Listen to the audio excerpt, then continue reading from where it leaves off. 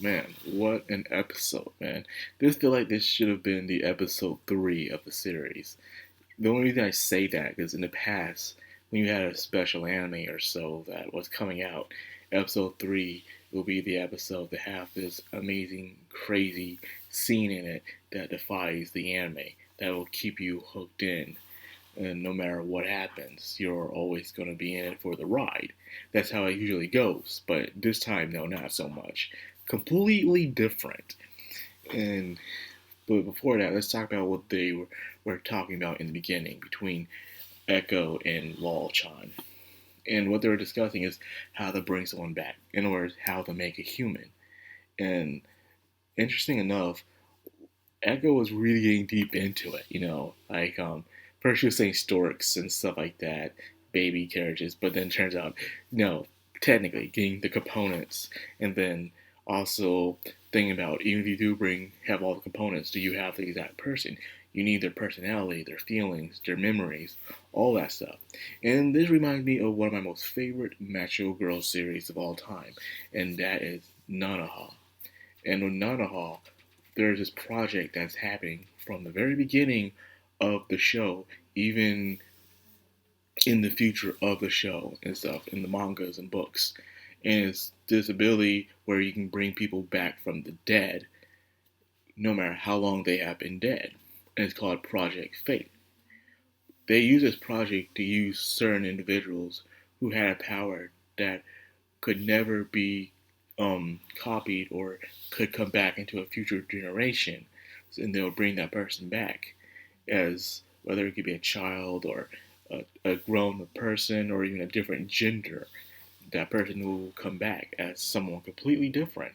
However, like for instance, one of the former um, antagonists had a daughter, um, and the daughter died during a terrible incident. So she was the lead head of this Project Fate. So she recreated her daughter again with all her memories and everything. So just like that.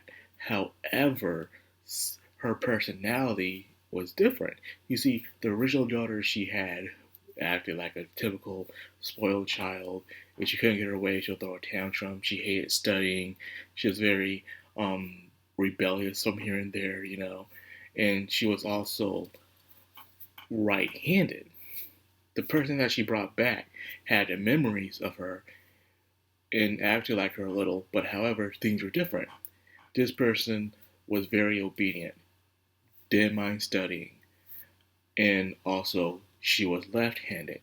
So despite bringing her back with the memories and some of the personality traits, it was still a different person.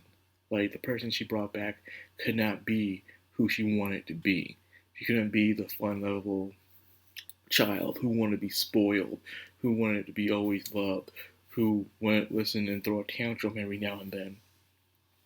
The child she was trying to bring back. So instead of giving her her actual daughter's name, she just called her Fate based on the project that's choosing her off of, and she thought she would go to higher measures to find forbidden magic and technology to recreate her daughter the right way that she wanted to do so. She can easily recreate the bodies, easy like that, but to truly get the personality traits to a T, she was obsessed with doing some very forbidden stuff. So yeah, that's all I want to talk about. You guys should go watch Master Girl Nanaha. It's really good. But anyways, in order to find someone who can replicate a body perfectly, she knew someone, Law, from the last season, and that's Io. Io herself, is not really the person. The actual Io died by killing herself because of a stalker. But a fan had a power where they replicate the body so no one would know that she actually died, lived on as Io, the star, for her sake. So even to this day, after everything that happened, she still has that power in that disguise. So they met with her, but how they did it was very interesting. Something about Echo-san is completely interesting. And for some reason, she just hooked up a called the douchebag from the last season, the guy with the drones and everything, asking him for help. And this dude's a very rich and powerful person, apparently.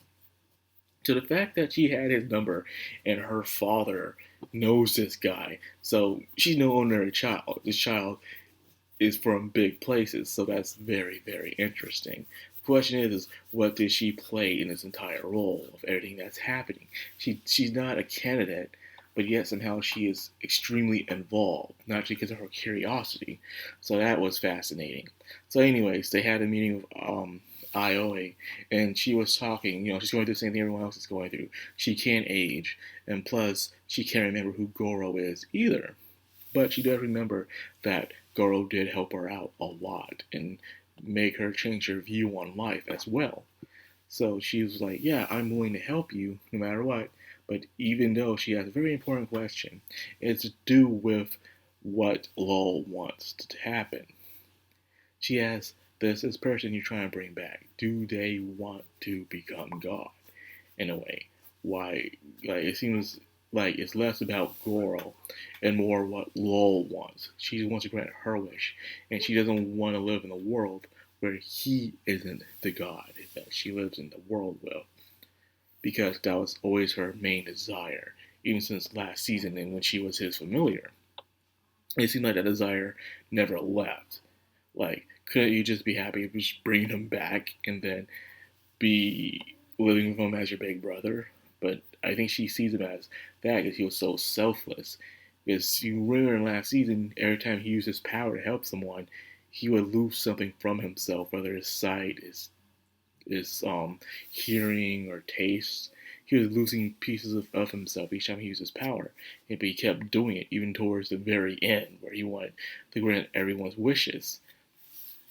So the guy is very selfless in a way. So she wants him to be the god. But as that question, is this more what you want than more what he wants? It seems like Goro brought Lowell back into his world with a loving, caring family, but Lowell is just discarding everything that he has given her. And this is a very Yoko Taro-like kind of thing to happen. You're disregarding everything that's in front of you that someone sacrificed for you to have, only because of your own selfish desires. You may see it as selfless, but it is selfish indeed. Yoko Taro does this stuff. Imagine you desire something that's out of your reach, but there's people around you who give you everything you need and sometimes want, but you're so blind to it all because all you see is that tunnel vision of what you want. And when you finally get what you wanted, you're not satisfied with it. And you turn around, and all the people who were there for you are now gone. And it's just you there with a thing you don't even want anymore. Because turns out the reason why you wanted that thing is to help everyone else around you. But now they're gone, and you're left with this thing that is completely useless for you now. That's exactly a Yoko Taro thing he would do in his story. So it would be messed up that's happening. Because think about it. She has things that Girl didn't have, She has this nice and loving mom and probably a good dad as well. And she could not even have a good school life if she wasn't so focused on these candidate games and everything like that. So there's that.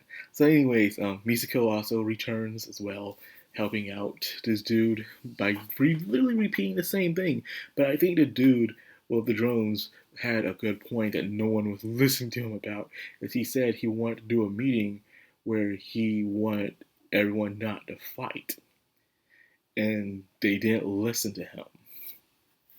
And for some reason, when they kept using their powers on each other, it's like their hearts stopped and they start bleeding from their eyes.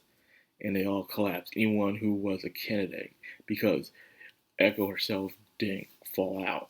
But then that weird figure started approaching her and wanted her to sign something for some reason. Until out of nowhere, Goro's best friend, who is alive. So I'm guessing one of Goro's wishes is to make sure his best friend comes back from the dead. But however, he remembers him dying. So there's that. I guess he's going through the same thing that Lowell is going through.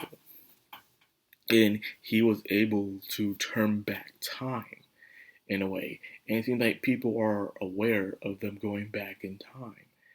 That's very interesting. So now things have truly cranked up to 11 here. And I see, and there's also this talk of the world ending and saving the world. So something's happening, but not only just the God game is coming. We're going full Future Diary here. And remember, in Future Diary, people were competing to become God with their cell phones, by the way. And also, the world is ending because the God of that world was dying, and he created the game in order to find the next candidate to become God.